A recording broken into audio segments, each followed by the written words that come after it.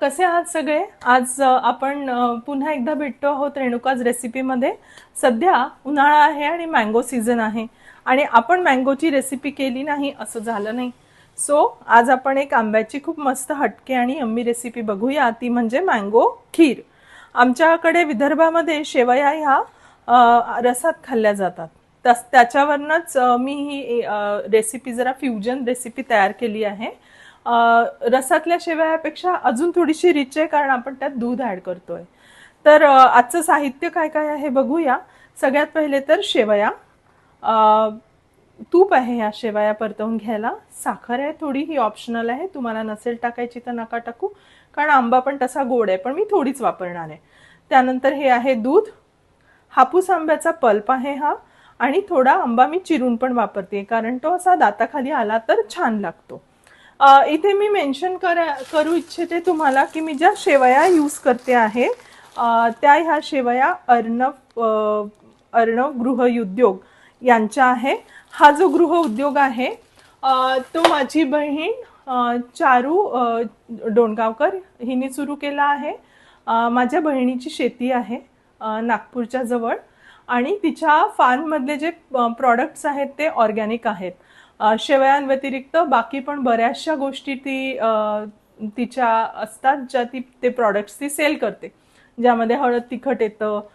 त्यानंतर गहू तांदूळ सुद्धा तुम्ही तिच्याकडून ऑर्डर करू शकता. त्या व्यतिरिक्त बरेच मसाले सुद्धा ती करते. सो ते पदार्थ ऑर्गॅनिक आहेत. मुख्य ऑर्गॅनिक फार्मिंगवर ती बिलीव्ह करते.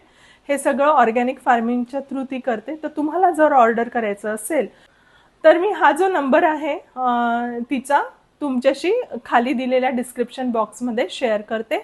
तुम्ही पण तिच्याकडनं ऑर्डर करू शकता प्रॉडक्ट्स, तिचा जो व्हॉट्सॲप नंबर आहे त्याच्या थ्रू. आणि I will vouch on her products. खूप मस्त असतात, ऑर्गॅनिक असतात आणि अतिशय प्रामाणिकपणे एका सोशल कॉजमधनं तिने सुरू केलेला हा बिझनेस आहे. त्यामुळे तिला जरूर प्रोत्साहन द्या. तसंच माझ्या यूट्यूब चॅनलला सुद्धा प्रोत्साहन द्या. कसं द्याल? सबस्क्राईब करून. So let start our recipe today. आपण आता इन्ग्रेडियंट्स पाहिलेच आहेत. पुढची कृती आपण आता बघूया. चला सुरुवात कशी करायची शेवया परतवण्यापासून. सो शेवया छान साजूक तुपात, हे घरी काढलेलं तूप आहे मी, त्यात मी परतवून घेते आहे. मी थोड्या शेवया वापरते आहे, कारण आंब्याच्या रसाने सुद्धा ही रेसिपी घट्ट येणार आहे. छान मस्त मंद आचेवर गोल्डन ब्राऊन परतवून घ्या या शेवया. त्याने ना शेवयांना खूप खमंग अशी छान टेस्ट येते. या शेवया मी परतवून घेते आणि पुन्हा तुमच्याशी भेटते. Stay tune. आता बघा, या शेवया ज्या आहे इथे तुम्ही बघू शकता शेवया छान गोल्डन ब्राऊन झालेल्या आहेत. आता आपण त्या पाणी टाकून शिजवून घेऊया. आज मी या पाण्यात शिजवून घेते आहे, कारण आपल्याला दूध थंड वापरायचं आहे. अदरवाईज मी दुधात शिजवते, कारण दूध थंड वापरायचं कारण हे की आपण त्यात आंब्याचा रस टाकणार आहोत आणि थोडंही दूध जर गरम असेल तर दूध फाटू शकतं. त्यामुळे शेवया या छान शिजवून घ्यायच्या आहे पाण्यात. थोडी साखर ॲड करणार आहे अर्ध्या शिजल्यानंतर, आणि मग जरा थंड करायचे आहे. मग थंड दूध, मँगो पल्प आणि चिरलेले आंबे, असा मस्त अप्रतिम यम्मी असा पदार्थ तयार होणार आहे रसातल्या शेवया. सो आंब्याच्या रसातल्या शेवया कशा लागल्या, कशा झाल्या, तुमची फॅमिलीचं काय एक्सपिरियन्स होते ते माझ्यासोबत नक्की शेअर करा. आता बघू शकता शेवया छानपैकी शिजल्या आहेत. यात थोडी साखर टाकूया.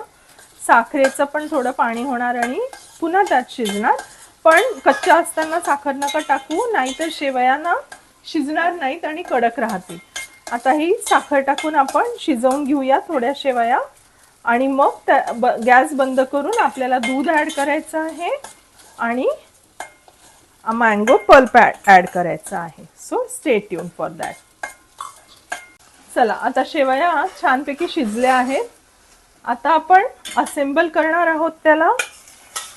दूध, मँगो पल्प आणि मँगोचे जे चंक्स आहेत त्याच्यामध्ये शेवया टाकून घेतले आहेत मी.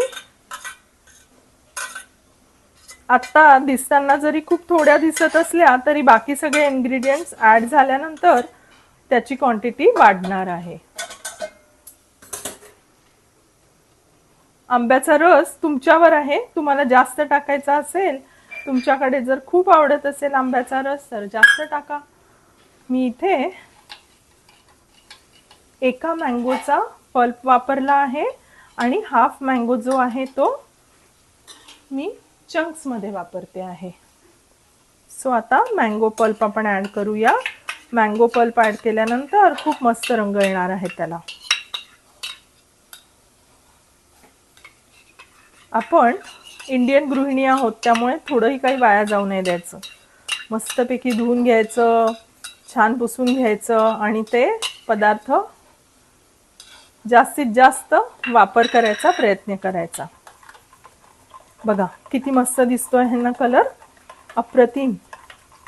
आता यात अजून मँगोचे चंक्स ऍड होणार आहे. अशा वेगळ्या प्रकारची खीर जरूर करा आणि तुमच्या सगळ्या गेस्टला, फॅमिलीला इम्प्रेस करून टाका. हे आता आपण चंक्स पण ऍड करून घेणार आहे.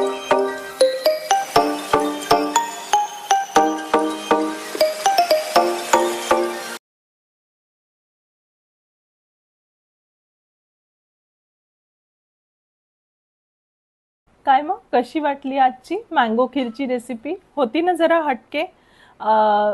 विदर्भातले लोक याच्याशी रिलेट करू शकतात कारण रसातल्या शेवया तशा पण तिथे खाल्ल्या जातात, पण त्यात पण मी थोडा ट्विस्ट दिला आहे. सो आवडली असल्यास आजच्या रेसिपीला भरभरून लाईक्स द्या, कमेंट्स करा तुमच्या एक्सपिरियन्सेस बद्दल आणि माझ्या चॅनलला सबस्क्राईब करायला विसरू नका. तुम्ही चॅनलवर येता, बघता, व्ह्यूज असतात पण सबस्क्राईब करायला विसरता. So please do subscribe to my channel. Thank you. Bye.